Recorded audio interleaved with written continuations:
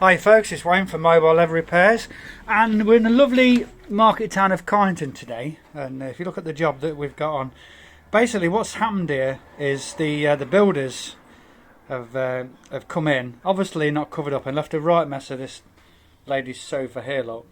So today what we're going to do is we're going to recolour this and get it back to where it was. So you can see just how bad it is here. Look, you can even see a little bit of where they had the sand and what have you. So it's a pretty horrible state to be in, but we'll sort this out.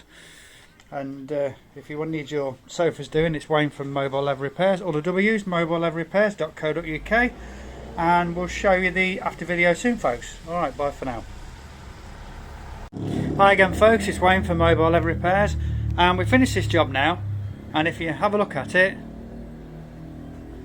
it looks like we've actually replaced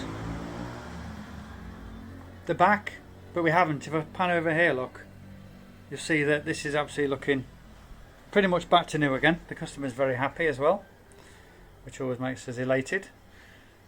So it's Wayne from Mobile Leather Repairs, all the W's, mobileleatherrepairs.co.uk.